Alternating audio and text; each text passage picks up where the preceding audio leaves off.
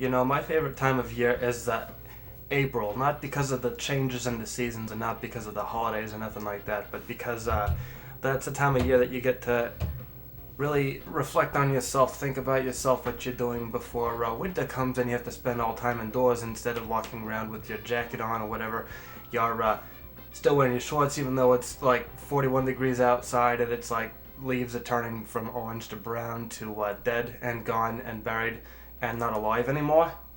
And you're still just kind of holding on to that last glimmer of hope that you can enjoy the comfort of nice clothing before you have to pull out the hoods and the gloves and the mittens and the boots and the stuff like that, and you're just really sad about it, but you can't let it go because you just spent like 6 months wearing these clothings and now you're all befuddled, you're all bereft and sad about it. And I understand that much. It really makes a lot of sense to me because, you know, as somebody who likes to be comfortable all the time, somebody who's not wearing pants right now, if you catch my drift, I understand that completely. You know, I like to drive without shoes, I like to shovel without mittens, I like to go skiing without sunglasses on, and people really like to question what it is that I'm trying to do, and I'm like, I'm just trying to live my life, fella. How about you listen to what your family is saying over there, because they're yelling at you and you're over here talking to me, you don't even know me, I'm a stranger, and you're yelling at me for wearing shorts on the skis. I don't think that's right of you. So anyways, SparkleDart. So anyways, I'm from a little place called Centerville. It's in Colorado. It's really far away from where I live now, and it's a very small town, a town of like 500 people. It's not, you know, we have like Quick Trip or whatever the local gas station is down there. I'm not exactly certain because, you know, it's been a long time, and I think they might have actually changed the name because I think the franchise that owned the company doesn't exist anymore, so they decided to change their name because they didn't like the branding, and now it's something even worse because small local businesses don't hire outside contractors to do their, like, the branding, the logos, their graphic design, and nothing like that, and they wind up having like their son do it or something. You know, they had a kid who was in art class in high school, and that was like 10 years ago that they even graduated from art school, so it's like at this point they're not really reliable as artists, moreover than they are just somebody who downloaded illegally a copy of Photoshop and now he thinks he knows how to do everything. And it's like, you know, there are people out there who are starving, they don't have jobs, they're poor, they're eating rocks and stuff for dinner, and you know, people shouldn't eat rocks for dinner. That's really hard on your teeth. Get it? Because rocks are hard. That wasn't even a pun, that was just something that I said. I said a lot of words that all kind of just fell in place and didn't make a coherent sentence, and that's, you know, that's what we like to do here. That's what we like to have fun. We like to be real, and we don't like to pretend to be something we're not. You know, I'm not an intellectual man. Let me tell you that right now. I'm sure you've already figured that out, but I just wanted to reiterate the fact that I am not an intellectual man at all. I think I talked about pseudo-intellectuals maybe a little while ago. Maybe I don't remember exactly all the asinine things that I say because I talk a lot. You know, you talk a lot, you got a lot to say, you don't remember all of it. You listen back to what... So here's something that I've found out doing this show for a little while, is that you say a lot of asinine things and you don't realize it until you listen back to the things that you say. Now, for a while I wasn't really listening back to the things that I was saying, the things that I was recording, because I didn't really care. I figured everything I said was pure gold, didn't need to do a take two. I figured it would be good.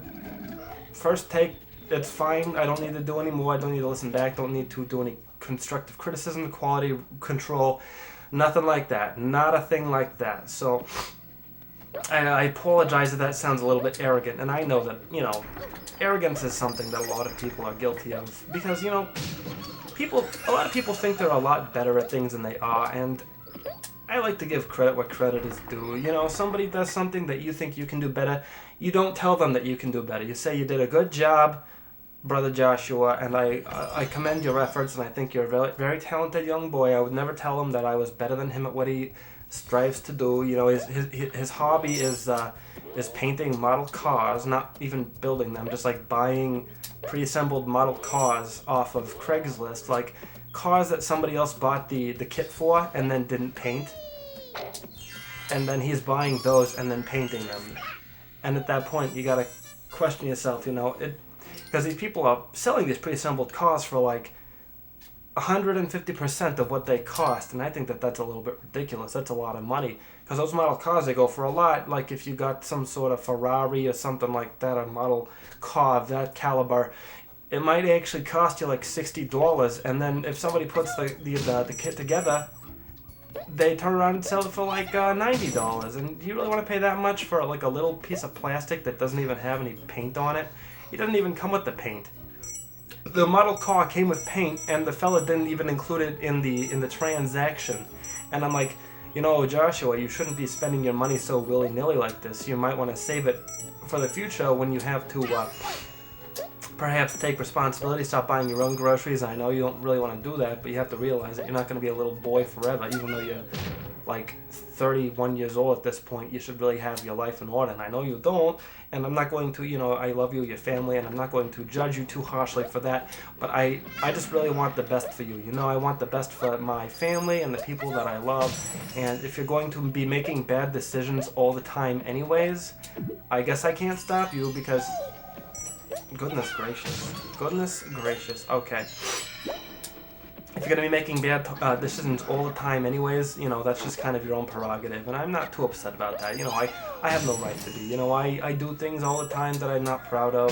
You know, I like to go and gamble at the casino sometimes, because I get like I found a $20 bill one time on the ground. I was just walking around, I found this $20 bill, and I take it down to the casino, and then I go to the penny slots. There's one, I think it's called Tiger Realms 2. Lord only knows how fun the first Tiger Realms was, because this game is just absolutely magical. Now, what you do is you put your money in the machine, and then you pull a lever, and then you see the little swatches roll around and then match up the shapes or whatever, or the patterns, and then it gives you money accordingly. Now, if you've ever heard of this magical game before, it's called penny slots. Now, you might not have heard of this before. I know that it's probably a very obscure thing that not a lot of people are familiar with, but now let me tell you about this Tiger Realms 2. It's got pictures of pumas and cougars and panthers and jaguars. No lions, though. I guess they thought lions were a little too much for Tiger Realms, because if you think about the cat family, you think, oh, the tigers, the lions, they're like rivals amongst the cat family, I believe. That's how it's considered to be. I don't know, maybe, because, I mean, lions and tigers, they don't coexist. I think there was a period of time at which lions and tigers might have cohabited the same areas, like in the Mesopotamia or India or something like that, because lions used to have a much wider range than just in Africa. They used to be in Europe, and I think there were even some species of lions that were native to North America, but now they all live in Africa, and that's where it rains down in Africa. That's the callback to something. I think you know what it is. So anyways, lions and tigers, they never really fought in like recorded history, but they might have been rivals in the past. They might have been like dual apex predators. Is there such a thing as like two apex predators cohabiting the same area? I'm sure there is. I'm sure there's something like that, like maybe a jaguar and a puma live in the same jungle or forest or something like that. I don't know. Maybe I'm wrong. It's hard for me to say because I don't know. I'm an insane person. What am I doing? I'm a creep. I'm a weirdo. What the hell am I doing here?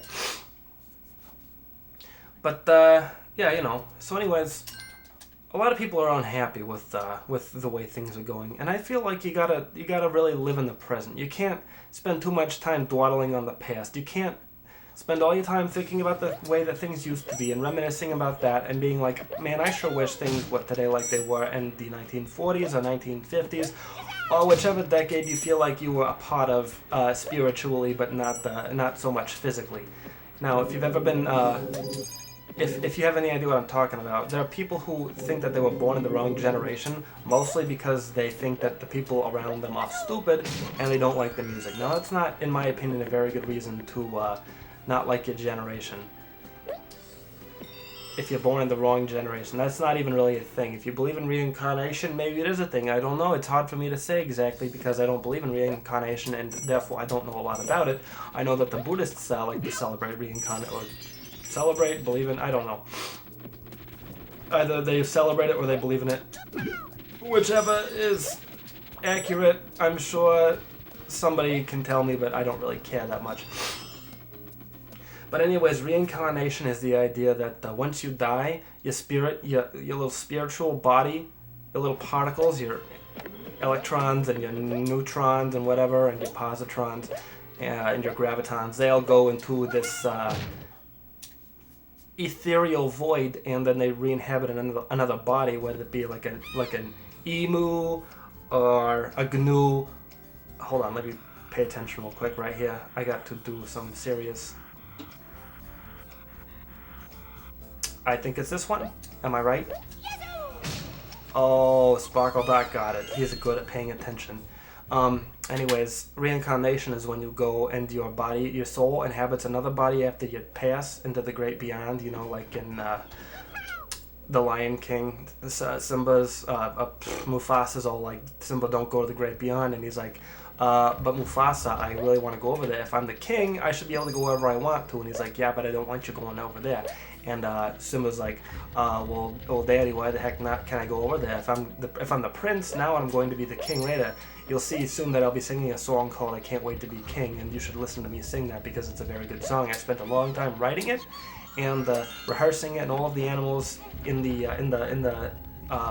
watering hole, they were all singing it with me. We did a lot of rehearsals, a lot of practices. They called me kind of an ogre when I was directing their songs and their dances, because, you know, those animals were dancing for whatever reason. They were dancing as they were singing, and they got real mad at me. But then when we finally got to a point where we were all very comfortable with how well we could perform the song, they really started to applaud me as their director. And I'm like, you see, I'm Simba, I'm the prince, but I'm also a very good director. Don't think that just because I'm the king's son and I have special privileges means that I'm not also talented in any significant degree. Now, we spent a lot of time working on this, Dad, and I know the way the script goes is that you're not actually going to be there, but I would like if you were to show up, because I think you'd really enjoy it. And it's kind of about how I'm going to eventually take your spot after you die, and what was it you said earlier? Your body goes into the grass, and then the gazelles eat the grass, or something dumb like that. Yeah, I thought that was dumb. Even though it made sense, I still thought it was kind of stupid.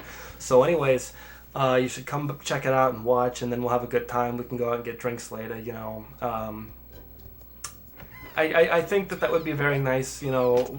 We're father and son, and I know we spend some time together, but we don't really know that much about each other. All you really know about me is that I'm your son, and that I like to pick on baboons or whatever it is that I like to do. And your brother, the orange lion, you know him. I pick on him too, and it's really funny, but he doesn't like it that much because he's mad that he's your brother, so he doesn't get to be king like I am, because he's kind of a little pansy, if you ask me. But I don't want to. I mean, he's family. I love him all the same, but he's kind of, he's kind of sickly and gross. So just kind of don't invite him to Thanksgiving or whatever. But if you do that, let me know so that I can make plans accordingly to show up later, and then not have to spend as much time around him as I would like to, because it's just kind of not my scene, you know? So that's all I'm saying. So anyways, Pop, yeah, like I said, I don't think we really know each other that much. Like I said, I was a director for all the animals in the watering hole, and I did a very good job. And, you know, even ask the hippos or the crocodiles or those fancy ostrich birds that they had down there at the watering hole. I don't even know why the ostriches were there. They don't like to drink water that much. They just stick their head underneath the sand. And it's like, well, that's a very counterintuitive way. If you're trying to defend yourself or whatever, you're just going to get eaten, because the lions can still eat your body if it's just that your head that's underground. And we don't have a problem with killing you, even though we can only see part of your body. So please just understand that we're only looking out for your best interest, but we will eat you if we have to. So anyways, yeah, that's my spiel, Daddy, Papa, Mufasa. Anyways, so thank you for listening to me. And then Mufasa's like, son, you know, I'm listening to you, and I hear the things that you're saying, and they make a lot of sense to me. Trust me, they do. I know exactly what you're going through right now. I did the same thing with my dad, your grandfather, when I was a younger lion, and I wasn't necessarily into directing per se, but I did enjoy spending some time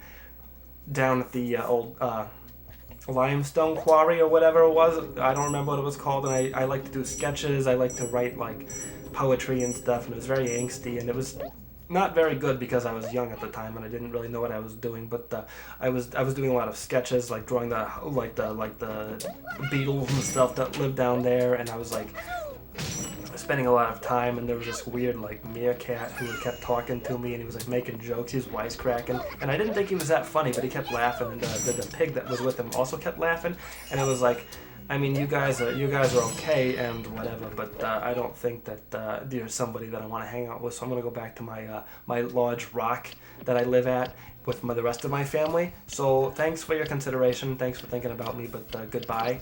I don't really want to hang out with you that much anymore. And that's what I used to do, so I understand exactly where you're coming from. And that was the end of the conversation, because at that point they were both very tired and had to go to bed. They spent a lot of time talking about nothing. And I think that that is very, very accurate to how lions would actually converse in nature if lions had human mouths. But like the rest of them was still the same. They just had human mouths and like weird human teeth. Like those dogs in that commercial with the dental treats. Their dogs have like human teeth, and it's disgusting and I hate it.